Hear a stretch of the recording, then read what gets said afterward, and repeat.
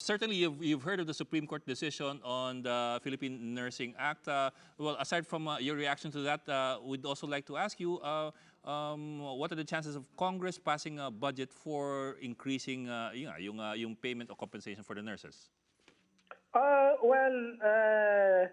The chances are largely dependent on whether the executive department can actually raise the budget. Yes, sir. Finding the money. To make the law, to find the money, to source the money.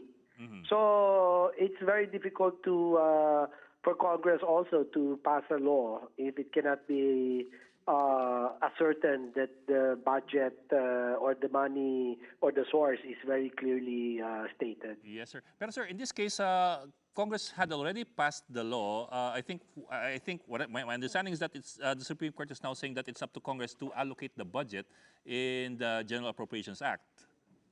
Well, that being the case, we'll have to wait for Congress.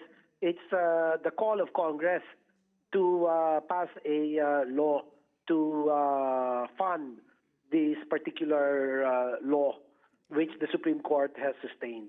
Secretary Robbie Alampay po of Business World, malinaw naman po yung kailangang gampanan ng Kongreso, especially now that the Supreme Court has said that this is what the law says.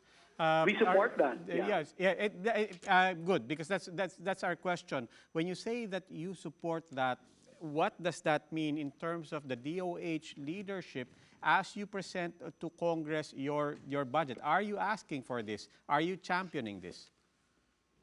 Well, we are.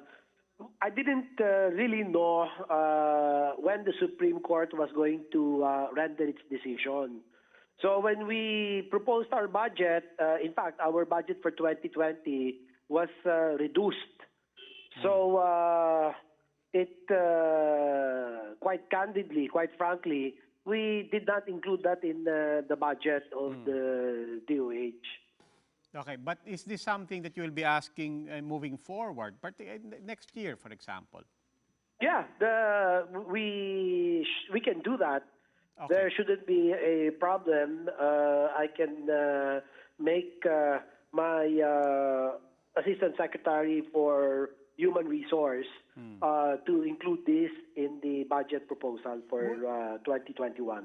Is your advocacy going to be on the same page as the group of Ms. Abenujar, where they're saying that there is no distinction with regards to nurses in the public and the private sector? Are you advocating for the salary adjustment for nurses in the private sector as well? Yes, I think that should be the correct direction to pursue.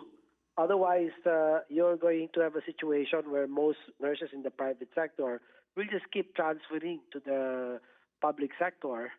And so that will compromise the ability or the capacity of the private hospitals to provide quality nursing care, which is an important complementary service to the overall healthcare mandate of those hospitals in the private sector. Since this order for the increase in the salaries of nurses came a bit late, it's not factored into your budget proposal. Realistically, do you think they can expect a salary increase within the fiscal year next year? Within the next fiscal year, that is the call of Congress.